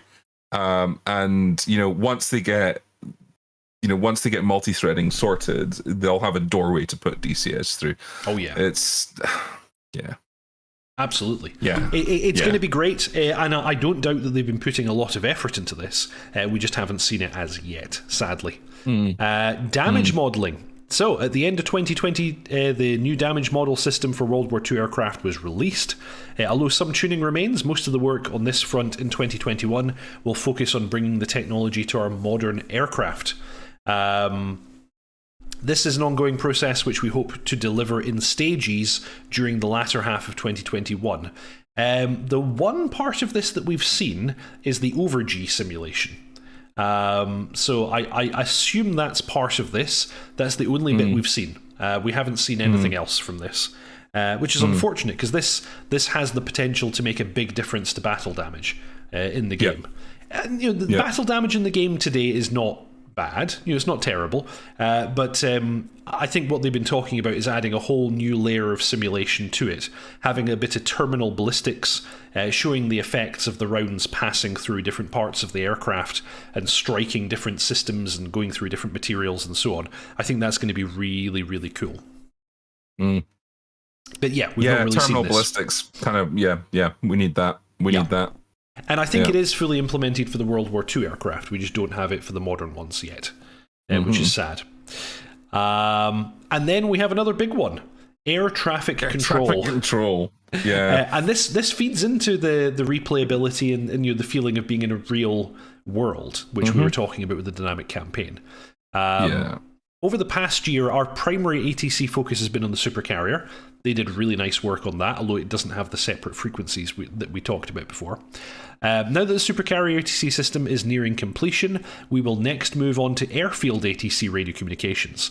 Given the scope of DCS World, this is not a simple task, and will require 3 separate ATC systems: Western Modern Day, Eastern Modern Day, and World War II. Because this effort will require a large amount of new radio voiceovers, we will also take this opportunity to update the radio communication for other entities, like flight members, other flights, AWACS, tankers, etc. This will continue to be developed in 2021, but we do not have an estimated release date. So no more, hey, what are you doing? Actually, an interesting thing I forgot to mention, in the most recent open beta changelog that we just went over earlier in this stream, for the JF-17, possibility to damage the aircraft if you taxi while GPU still connected. Yeah, because you got a hopper dragging down the runway behind you. Yep. Yeah, which is really, I need to try that and see what happens. But that's really, really interesting. Yeah, very, very cool. Tog saying 1,000 gigs of audio files to the ATC one. Yeah. We've seen dick all with this, and again, you're right. It's what adds to the feeling of sterility in DCS massively. Now, fine, we solve this problem by having human ATC and using things like lot ATC and GCI and all that kind of stuff in the VAF. But again, we are in the privileged position of being a multiplayer group. Yeah. Yeah. The vast majority of people don't play DCS as multiplayer, so they're experiencing the sterile nonsense environment that we've got with ATC. This again is another major thing that they need to fix, to take their simulation out of being effectively an early 2000s product into a modern product. Well, I have to say, again, I'm going to mention Falcon 4 because... Falcon 4 released in 1998, I think, had way more variation in its ATC calls. Actually had multiple different ATC voices. Like it had something like 3 male and 2 or 3 female ATC voices, and it kind of randomized them. And it had way more stuff that they could say to you than the DCS ATC can. And not only that, it worked, whereas the DCS ATC system is just total nonsense. It doesn't even work. You know, its vectoring is just bullshit. You know, and it can only do one type of vector. It's trash. And this is why you were banned from talking about Falcon 4 on the ED forums back in the old days when they used to run it like a gulag. In fact, I think they still have the rule about, you're not allowed to talk about other products. And it's like, this is why I get so frustrated with their moderation, because it's like, oh, I'm sorry. What that translates to is you don't like having a mirror held up to your own product so that you can see its deficiencies. Yes. Yeah. I want to, for a moment, play devil's advocate and speak in support of Eagle Dynamics. I think they have effectively, almost single-handedly, rejuvenated the military simulation, flight simulation world as far as your PC military flight sims go. For like a decade or more, it was dead. And they have breathed new life into it. Yes, to an extent. I think part of that is because they're the only player in town. Yes, and for a long time, they're the only player in town. But the thing is that interest goes in cycles. So I don't know if we can entirely point to Eagle Dynamics as being responsible for that. I just think that we might be having the interest cycle might be coming back round. For a long time RTS was in the wilderness and nobody was making RTS games, and now we're seeing with the likes of Age of Empires 4 and Anno 1880 and all that kind of stuff, these big RTS titles, Total War, so I think Yeah, I think there's the cyclical nature of gaming is. Well, there's a little bit of that, but also, Eagle Dynamics were already here, and they were always here. They always supported military flight simulation on PC, and continued to do so even through the kind of dry years when they couldn't have been making that much money. So they've, I think, there's a lot of praise to be heaped on Eagle Dynamics. At the same time, we should recognise their failings. We should help them do better, and I think that's definitely what we're doing here. Yeah, completely. But they still need to sort their ATC out because it's broken as fuck. Totally agree. As you say, it only does one type of approach. It will give you a single vector to a visual approach. That's the only thing it can do, which is a bit sad. Yeah. Next, FLIR. FLIR. Oh dear. New and improved forward-looking infrared. In the modern battlefield, a realistic rendering of FLIR sensors is mandatory. Not just for aircraft, but for all ground units, unmanned systems, weapons, sensor, video. Given the need to create the underlying technology and then create thermal maps for all the world objects, terrain surfaces, and units, this has been quite a large task. We will continue to develop this well into 2021, and we hope to deploy this new FLIR enhancement in Q3 2021. Didn't happen. Didn't happen. And actually, it was hinted that we were getting it in this update, the most recent one, and it still didn't land. Now, that said, I guess what they've rushed out quickly just to give us something has been a big enhancement to the readability or kind of usability of the current FLIR system. And it is massively improved. Like, I used it in the Harrier on Thursday, and it was night and day better. Like, it was so much better, but it's not the new tech, sadly. So, that's still to come. Yeah. And I assume that's now going to drop with the Apache update in January, which is not that long away. So I reckon so. Have they finally settled on January? Have they? Is that now? They actually gave a date when they pushed it. They actually gave a date. So they did. It was like 28th or something like that. I can't quite remember, but they gave a date. That slip. Watch that slip. We'll see. But it's coming very, very soon now. I'm very quickly just Googling this. DCS Apache. No, I think you're right. It was the end of January.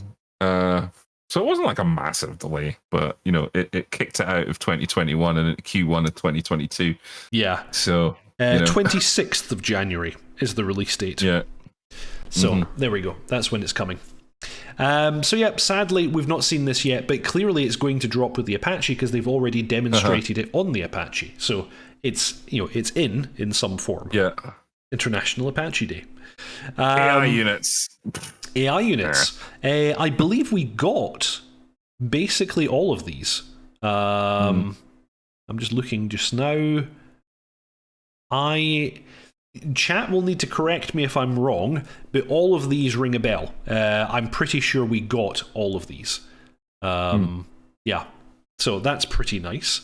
Although S3B, did we get the S3? Yeah, well, we already had the S3B, but I guess they're suggesting that we get an updated model. I don't think we've got an updated model for the S3B. But these other ones, I think we did. So, No, I think we did. No, I think we did get an updated S3B. We did? Okay. I've not seen it yet. I think we did, yeah. That'll be nice because it's that's been one of the oldest models, and it's been one of the kind of worst looking ones for a while. Air-to-air refueling, because you have to get very close to the S3B to refuel. You see it in a lot of detail. You see it in a lot of detail, and it doesn't look great, or at least it didn't. It perhaps does now. Excellent. And then the last thing, enhanced AI behaviors. This is interesting because they have delivered a bunch of this stuff, but I guess it's ongoing work. So what are they talking about here? We've taken liberty of limiting the overview. Yeah, okay. They don't actually go into that much detail here. I know of some things that they've done, though. So there was stuff around the barrage fire for flak guns, the ability to control how that looks. Formation flying was implemented. The ability to get your wingmen to do aerobatic flights was implemented. What else was there? Was that it? That might have been it, actually. And they've been making small improvements as time goes on all the time. In particular for the helicopter AI. who were a bit atrocious in the past and now are significantly better. So I think actually quite a lot of this enhanced AI has been delivered during 2021, which is pretty cool. Yeah. So, 2021. Here's my unpopular opinion. I think 2021 was a really bad year for DCS. Ooh, tell me more. Emperor's New Clothes. We got a lot of flashy stuff. Yes. F-16, Hind, all that kind of stuff. But it's glitz. Modules and things like that, very nice, lots of fun, yay. But what going through this roadmap shows is that they've consistently failed to deliver on their engine. On the hard stuff. Yeah. On the hard stuff that is what is actually going to take DCS forward. Bringing out new modules, yeah, great, cool. But if the engine that you're bringing it out on is not improving, at some point, new modules ain't going to be enough. And they need to get a dynamic campaign in because they're going to start, it's going to start, that reputation of, DCS is sterile and boring is going to start becoming consuming. They need to get multi-threading in because people want more graphics and more features, and the only way they're going to be able to do it is through multi-threading. And things like damage modeling and ATC, again, that just feeds into, well, is this actually playable and actually a rewarding experience? So they're failing to deliver on these things through 2021. They need to get it done. Yes. I'm laughing because Frantic Stone just made a further donation to the channel because he wants us to discuss the tornado. Because they missed it in the newsletter. They missed it. It's not a tornado. I'm really sorry, Frantic. I would like to tell you all about the DCS tornado, but there isn't one coming yet. DCS, they need to get the core sorted. And that is what I'm hoping next year is about.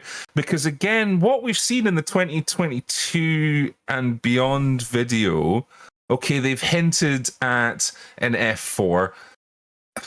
All right, okay, fine. So they're bringing out a module. The F-15 is a third party. And actually, I'm very surprised by that because I'd already settled on my feeling that they're not going to work on another module. They're going to focus on the engine. But apparently no. But I think I think there's a legacy issue with this is why the F4's got to happen. And the Afghanistan map, that's something that already exists as an asset. It's just not available to the public. Yeah. So, they need to polish it up. So I am still hoping that what they're going to concentrate on in 2022 are these core elements and get them sorted. Because if they don't, we're in danger of getting into that period that we had with DCS after A10, where it stagnated and it was really bad and everything was broken and nothing worked and people were getting hacked off. And I think right now we're riding the wave on some sexy new modules, but when that wave hits the shore and dissipates, people are going to be like, this isn't very good.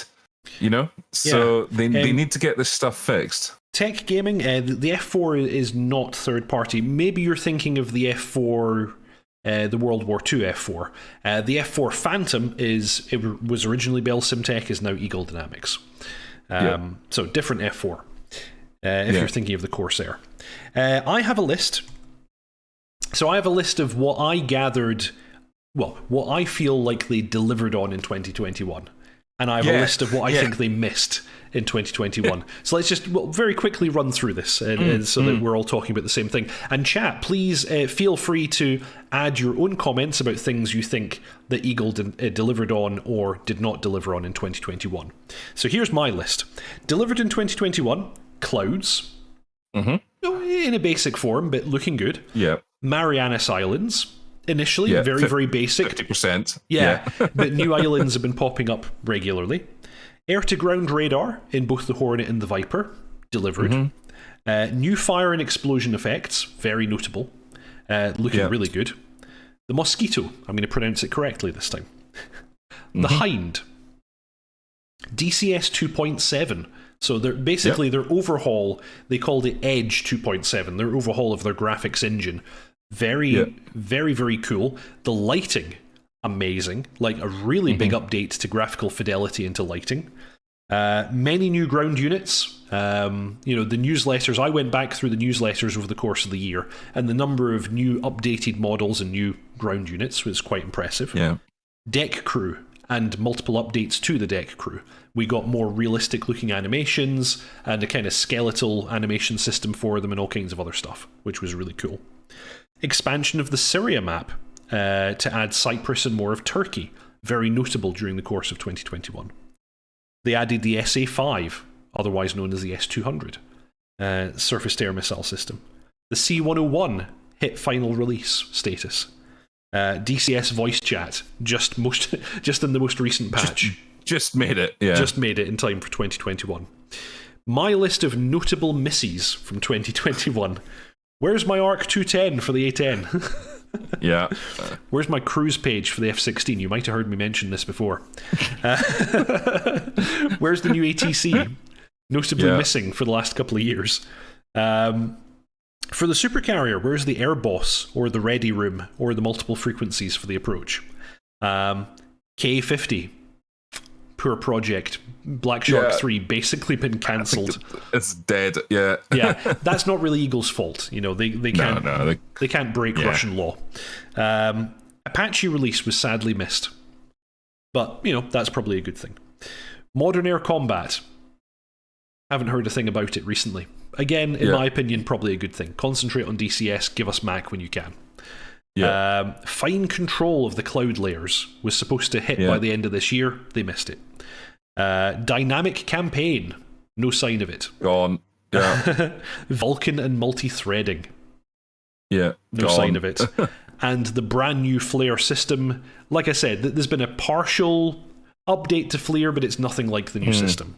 So, that's my list. Let me know, chat, and let me know, dotChuckles, if you think I've missed out anything. I'm just checking them out now. I think those are the highlights. And again, you know, when you see it like put up against, put up against each other like that, the things that they achieved and the things that they didn't achieve. What they achieved was the glitz and shiny stuff that, you know, people go ooh over. But what they missed was the stuff that is foundational and is what is actually going to drive the simulation forward, and it's a little bit worrying. And I think they really need to make 2022 properly about the core, properly about making sure that foundation is absolutely solid, so that all the glitz and all the cool stuff that they've put on top shines properly. Yes, absolutely. What has chat said? Tech Gaming 45. I don't think we got a new S3. We did, actually. We got. Oh, sorry. I thought you meant the S300. I'm getting completely confused. No, he doesn't think we got an S3 Viking. You could well be right. I thought we did. Yeah. Unless I saw the screenshots, because I've not tanked off an S3 for a long time. Unless I just saw the screenshots and went, "Oh, cool, that's in game." You know. Aha. Yes, quite possibly. It was development stuff. Yeah. We were promised one. It's entirely possible we didn't get it. Sadly. So people are saying tornadoes. Stieglitz says marked. I'm assuming that he's talking about mark points. We got the ability to drop mark points in the F-16. That was a really big thing in my opinion. That's really good. Apache. They didn't deliver the tornado. So many people are saying tornado. What have you done, Frantic? It's not a tornado. Yeah. Cluster bombs overhaul, says Fair. Very true. There was a big overhaul to the cluster munitions, and it looks really good. VR optimization has gotten better, says Frantic. You are correct, sir. That is correct. DCS Voice has been in game most of the year, just in simple form, has it not? Yes, that's correct, Frantic. But the big thing that dropped in this most recent patch was that it now integrates with the radios in the cockpit, so you can effectively use it as an alternative to SRS. And the roadmap for that is really cool. It is really cool. Yeah. That's like, and I mean, again, it's only really for us multiplayer types, but it's still really cool, you know. Yes. That's why more single player people should come over at multiplayer. Yes, exactly. DCS gets a hell of a lot better with multiplayer. Absolutely, I agree. They said the S3 will come with the new in-flight refueling tech, said Tech Gaming. Interesting. Okay, cool. Okay, because they were talking at some point about having a simulation of the hose and having it be able to like kind of flop around and move more realistically. And I don't recall that ever being delivered either. But also that wasn't actually in the roadmap. It's just something they were talking about one time. So yeah. Interesting. Am I being told to stop complaining? No. I think you're on the wrong channel, sir. See, you haven't realised how this works. dotChuckles complains, and he's always right. And I usually try and be devil's advocate and put a softer edge on it. That's my job here. Yeah, the thing is like I say, I've just been with DCS from the start. In fact, from before the start. In fact, I've got my original flanker box sitting back there. You know, so I've seen show it this. to us, dotChuckles. Show it to us. Oh, fuck that. It's all the way back there. Okay, and I fine. had to unplug and do all that kind of stuff. I've been there from the start, and lack of dynamic campaign, poor ATC. Core features like that, they're still missing. Yes. After pushing 15 years. Longer. Okay, yeah. Longer. There's no excuse. I'm not going to cut them any slack anymore, and it's damaging them. And I want to see DCS carry on for years and years and years. And I want to make sure that all these sexy modules that we've got, which is really cool, have the space to completely shine. So they just need to sort it the hell out and stop grabbing the money and secure their base, because they won't be able to grab their money because people are going to leave the base. That's just how it is. So, no, I won't stop complaining. Tog making a really good point that many modders have also had a really good year. And I guess he's talking about the community mods, and I would very much agree. Very much agree. True. Yes. Very true. So he calls out the F104, which I've not tried yet, but it does look good. The C130, which I did try, was really, really good, although it's gone now for some reason. And then there's also, is it the MB339, which is still due to drop at some point as a community mod? That looks rather cool. Yeah. Tarkov. What? Byron just said Tarkov. Yeah, no, there's been lots of interesting mods, like, because we had the C130 mod as well. Yes, really which cool. Lots of people enjoyed, and was quite a quite a big effort for a team that had never made anything before. I think they did pretty well. And the range of functionality in the C130 was amazing, because you could use it as a tanker, you could drop paratroopers, you could drop cargo. The air-to-ground radar was implemented. It was like a crazy level of stuff that it had. Yeah, and possibly that might be a module in the future, like an actual official module. We talked about we're this. Not sure. We're not sure. Yeah. Super Tucano, says Stieglitz. Yes, the Super Tucano looked rather cool. Still a little bit unfinished, but it looks really, really cool. There was also now what is it? It wasn't a Tucano, it was something else. It was a Pucara. Somebody was making a Pucara, I think. Grippin. Yeah. There's no Grippin. That's something me and dotChuckles made. Oh wait, no, there is a Grippin. Sorry, there is a community mod Grippin. Yes, I forgot about that. It's a C model, but it's still very cool. Yeah. Ragamuffin 2000 calling it, campaign makers have had a good year. Fear the Bones, absolutely brilliant, and I'm not a campaign guy. Hard agree, absolutely. It's one of the few campaigns I own, and it is really good. Really good. So yeah, and there's a lot of very popular campaigns. I understand some of the red flag campaigns are really good if you happen to have Nevada. So yeah, big agree on campaign makers having a good year. Yeah, totally. Final patch for Skyhawk also, says Stieglitz. Skyhawk. What's the A4. Yeah, the A4. Okay. And what's the thing that looks like a hawk, but it's a Navy trainer? The Goshawk. Goshawk. T45, I think. That one looks really nice, and that's also a community it's mod. It's a licensed hawk. Yeah. Yeah. Cool. Okay. While we're waiting for chat to give us further suggestions for things that have been missed or hit or other things they'd like to see from DCS, let's watch that 2022 and beyond video just one more time. What do you say? Yeah, go on. Stick it on. Go on. Let's have another look at this, because it's well worth a few viewings. This is probably about the fourth time I've seen it now. It's a very good video. And with Nick Gray's soothing baritone in the background, it's all the better. And now on Radio 4, it's Thought for the Day with Reverend Nick Gray. That's exactly how I feel when I hear his voice. Oh dear. The F-15 is looking nice, I have to say. Despite the fact that it's not coming anytime soon, it looks really good. Yeah. And the Forrestal looks fantastic. Wait a minute. I didn't notice that the first time. The Forrestal had deck crew on it. Although they were probably just statics, but still. Because the Forrestal is not a supercarrier module yet. I still don't think those clouds are interacting with the landscape. I think it's just the way the sort of the animation has worked. I'm probably just being very hopeful. Yeah.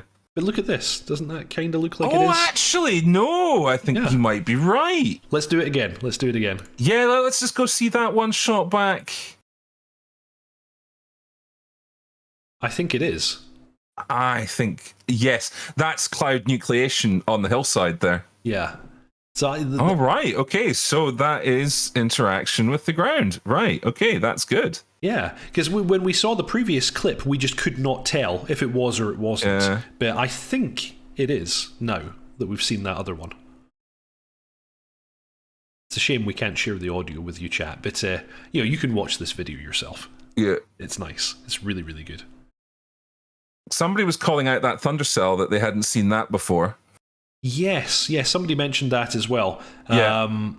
If they're simulating dynamic weather, then it would make absolute sense that they're adding things like that. Mm-hmm. The Forrestal just look just stunning. It's really, really nice looking. I'd kind of like that as a flyable, the C-47. I mean, I know like you wouldn't be able to do much with it, but you know. Yeah. Oof, and that Afterburner. Yeah, that looks good. It looks really, really good. Is that new effects as well on the ships? I was just thinking that. The guns firing look better than I remember them looking. So, perhaps. Wasn't there a new SAM as well? Yes, Ebphoto. There was the SA5, otherwise known as the S200. It was added just a few months ago. MiG-29 getting some love there. Of course, that's a hope for this year as well, that we see the MiG-29 module.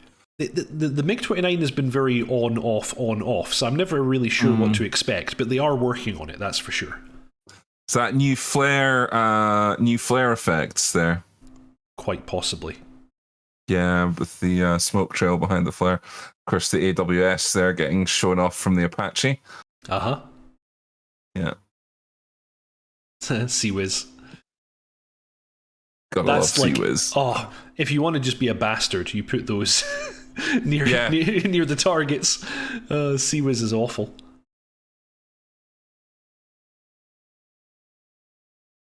Gorgeous. Absolutely. Just go back and I just want to see that A6 again. Where's the A6? I think here we go. Like one shot back. Yeah. Yeah, it's beautiful, isn't it? Yeah. It's lovely. And that double terrain, man, that just looks so good. Yeah. It makes me think of Norway, but it's just not high enough. I'm guessing that's the expanded Falklands map scenery there. Yes, I believe so. Yeah. A lot of detail in the Apache rotor head there. And I'm guessing this is a Leopard 2? I don't know. Yeah, the detail on that looks pretty good. Oh, actually, stop. Right, stop. Uh-huh. Go back to the Eiffel Tower shot. Here. Yeah, what is that? Is that... They look like Mustangs, or... I don't know. Could be a Spitfire, could be a Mustang. Yeah, it definitely looks World War II. Like... Yes. Ebfoto, don't forget to mention the Toyota with a 50 cal. Yeah. We actually, technicals. we mentioned, because there were at least 2 different types of technical showcased in one of the Apache videos, and I found that very interesting. Yeah, we called it out when that the Apache videos came out. Yeah, yep. Okay, that's World War II. So I'm going to say it's the channel maps getting expanded. I think so. And Fair also pointing out the pod that was visible in the center line of that F-15. I also noticed that, and I don't know what it is. But it looks cool. It's a very interesting looking pod. Some of those rear MFDs in the F-15 looked a little bit static. Well, the moving map one was moving. That much I can say. I think that was the only one. Like, I think the other 3 looked pretty static. Let's see if we can get this. It was before this shot. It was before that. Okay. Oh, there it is. Okay, so we've got... okay, this is very telling, because it tells us that they haven't actually simulated that much of the avionics, because they've got 2 copies of the EHSD and moving map display, and then that's just a... what's it called again? Well, no, that's not the EHSD. That's... situational awareness? Actually, these are 2 different displays. Yeah, that's an essay page... But the flare to the right is static. No, actually, they're moving. Oh, no, it does. It does move. It does move. The heading is moving. The artificial horizon is moving. The map is moving. These are all moving. Okay, all right. Oh, now, here's the real test. Is the pilot's stuff actually updating and moving? Because we can see the HUD. It is. It is. We can actually read the pilot's displays, much like in the F-14. If you sit in the Rio seat and you peer into the pilot's displays, you can see them updating.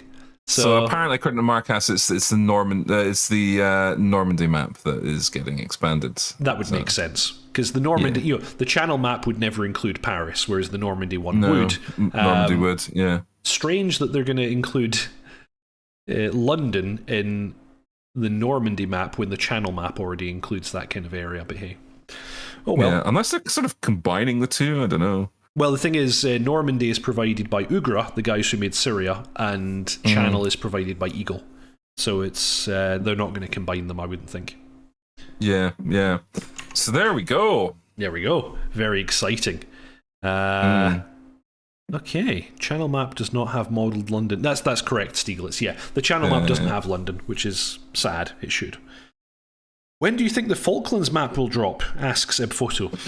Razbam have not announced. Actually, they've been very specific about not announcing a release date, other than saying it's progressing well and it will come out soon. Yeah. It's a good question, because the stuff that we've seen coming out about the Falklands map looks really good. Yeah. Stanley looked really nice, all that kind of stuff. But then I don't know with the decision to expand the map if that's delayed the timeline somewhat. I think if it was just going to be the Falkland Islands, they would probably be releasing it about now, because it looked ready. Yeah. It looked ready. Yeah, I'd agree. I think with the expansion, yeah, that's held up the timeline, I think. I think probably sometime in the second quarter of next year. That would be my feeling. Yeah. But... Oh, then there's Fair. Fair is saying I would say Q2, and he lives close to there, so he would know. Yeah. Middle, and actually, Tech Gaming 45 makes a point. Like if I was going to say Q2, I would say towards the end of Q2. So yeah, middle 2022, I think is probably about right. Yeah, absolutely. But the Falklands is looking great. I think Razbam's map making team are doing excellent work. So looking forward to getting my hands on that one. And, I'm primarily a Harrier pilot, so obviously I want to see the Falklands. Tog saying maybe they need to focus on having a global map generator instead of adding all these small maps. They've talked about it. I don't think they've got the capability. I don't think they can do it. No. Yeah. Who are the guys who make MSFS again? Oh God, I forget their name. They're a French studio. They have, well, if you add together their studio and Microsoft Development Studio, it's like hundreds of people who work on Microsoft Flight Simulator. DCS has about 20 developers. And actually, Microsoft Flight Simulator is not a flight simulator. It's a showcase for their Azure technology, which is a multi-billion pound, cloud computing service. So I don't think they've got the capability because that world map relies on a massive amount of AI generation, which is powered by Azure, and Eagle Dynamics just don't have access to that. That kind of power. I don't think they can do it, number one, and also I don't really think that they need to do it. Because the maps that they've created are focused on areas of interest for military aviation. Yeah. David Flute asking, Kiowa? Yeah, Kiowa. And somebody just said that there have been new Kiowa pictures. So I'm actually very quickly, as we speak, trying to find them. Mark S. Asobo, that's it. Asobo Studios. There we go. Those are the guys. Kiowa... we know it's happening. We know it is continuing, but unfortunately, they're a very small team, and I think 50% of that team has been seriously ill. Yeah, they have 2 developers. An unspecified but serious illness. So that's obviously thrown a spanner in the works there. But I understand that he is doing well, and that things will continue. So whatever it is, we wish him well, and hopefully we'll see the Kiowa soon. The most recent update that they posted up, that they said that they were basically getting back up to speed now, and that we would hear more shortly. So that's nice. And interestingly, with the Kiowa, they've promised that it is not going to go into an early access. It is going to release complete. Yes. So here we go. I've got the article actually. Polychop Simulations breaks a long silence. Let me see here. Yeah, no early access, and they're now getting back up to speed. That's pretty much all they're saying. Yeah. Apparently, Stormbirds, the new Pixar on Stormbirds. I'm not finding that link, but let me see. Neither am I. I'm not. I'm just use your tools truck. Yep, no idea. Yeah, I'm not finding it. Anyway, apparently they're there. Yeah. I don't doubt it, but we've been unable to locate them. Cool. That's pretty good. So that's our analysis of 2021. Some hits, some misses, but I'm happy with the things they've delivered.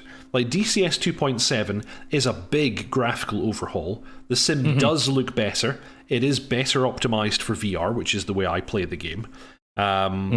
And, so many of the effects and the sounds and so on have been greatly improved, and the clouds are now really, really nice. They were a bit dodgy at first, kind of doing their shimmering, vibrating thing in VR. That's now all fixed, and they look pretty damn good. Yeah. So, it's not that I'm not happy with what we've got this year, because what they've delivered very well. Yes. I just think they need to be delivering more core stuff. And hopefully that's what 2022 is going to be about. Because and I still think that's what it's going to be, because there was nothing in that 2022 announcement that came out of left field. Yeah, true. There was nothing even with the teasers. It was like, we knew the F4 was in development somewhere behind the scenes. We knew that Afghanistan was a map that existed in their commercial product, rather than, for military use. So there's nothing there that was like, okay, that's totally unexpected. Holy shit, didn't expect that to come out. So, I think there is still this focus on the core, which let's hope that's what it is. Mentioning TBS, the battle simulator, which is their military-focused version of the sim, strangely, the website is no longer up. So I don't know how they market that anymore. I guess they directly market it now. But I would imagine so, yeah. But there used to be a showcase website, which was really quite cool to look at, and it's now gone. Yeah. Mm-hmm. Agreed. 2.7 is a nice step change. Sounds performance are better. The last patch seems to improve VR performance too. Yeah, absolutely. Yeah, that's agreed. true. JK Cinema, the Lord of all BB. Jeez, oh, what a name. Love it. I swear if there was an F-16 parked outside my house, I could totally hop in that thing and ride out, cold start and everything. No doubt you could. No doubt you could start. I'm fully confident a DCS player who flies F-16 could start that jet up and taxi it out. But the second you put that throttle forward, you're going to ground loop. If you don't ground loop, the second you pull G in it, you're going to have a bad time. and not to speak of the military police who will stop you. Yeah, because the thing that the thing that people forget is how physically demanding flying a modern fighter jet is. Like yeah. I mean, oh, there we go. It's a good picture. I like that. Yeah, I mean, flying a modern fighter jet is a really physically demanding thing, and if you are not like physically prepared for it, you're going to put that thing into the ground. Like maybe if you kept it below 1G. Sorry, not below. If you kept it sort of 1G and low G maneuvers, yeah, maybe. But the thing as well is that what we don't get with flight sims is the sensation of flight, the somatographic effect, all the kinds of things that are going to fuck your middle ear up and convince you that you're rolling when you're not. Human factors. The human factors, all that kind of stuff, flight sims don't prepare you for. That's true. And probably what would happen is you'd end up ground looping on the rollout because the F-16 is apparently really bloody twitchy on the roll. So remember to turn off nose wheel steering. Yeah. Law didn't even think about not experiencing G's before. I don't even like roller coasters. And I mean, like, the most G forces that you'll experience on a roller coaster is about 3G. On a roller coaster, that's feeling pretty intense, and that's like a low G maneuver in a fighter jet. And actually 3G on a roller coaster is the absolute top end. So you're going to experience a lot more than that in F-16. And G suits don't mean shit. They just provide they extend your ability to sustain G. They don't really stop an instantaneous G load from basically screwing you up. In combination with correct technique. So you have to be tensing, you have to be breathing correctly. The G suit on its own doesn't do much, but in combination with good technique, it will help a lot. Maneuver. You got to do that. You got to do that stuff. Got to be a G monster. Cool. So that is pretty much our news. that is the most recent news. That's the most recent patch. That's the vision for 2022 as delivered by Eagle Dynamics, and that is us looking back over the roadmap that was advertised for 2021. It's in many ways it's been a good year, even if we exclude Eagle Dynamics. It's been a good year for flight simulation and for the channel. We've had fun, and it's almost been an entire year, dotChuckles, that chat has tolerated us. So that's pretty damn good. It's coming up. We're gonna have to drink champagne at some point and celebrate our year of being on the air, although we're not really on the air, on the fiber optic or whatever. On the fiber optics, I know. Good grief, it's on nearly a year, isn't it? It's almost been a year, and it's been a fantastic year. And thank you very much for joining me on this journey so far, dotChuckles. It's been fantastic. Thank you very much, It's chat. been a pleasure. And thank you very much, chat, for subscribing, for liking, for commenting, for doing all those things that the YouTube algorithm considers important and valuable. I hope you've all had a very, very good Christmas. He's been dotChuckles. I've been Deepak. Normally, every Saturday, I release a new tutorial video. I didn't do it this week because I decided to give myself a day off because it's Christmas, for goodness sake. And this has been a much longer than normal DCS news format, but we had so much to go over. And I have saved us a little bit of stuff to discuss next week, when I'm sure there'll be very little otherwise to discuss. But yeah, normally I'm going to be putting up a tutorial video. I'm currently doing a series on the FA-18C Hornet. Next week I'll be doing a video all about launching from the carrier, now that we've done the startup. And that's always followed by the DCS news with myself and dotChuckles here. So if you haven't already, please subscribe, like, and comment. Have a fantastic Christmas. Have an even better New Year. We'll see you all in 2022. In the meantime, see you next time.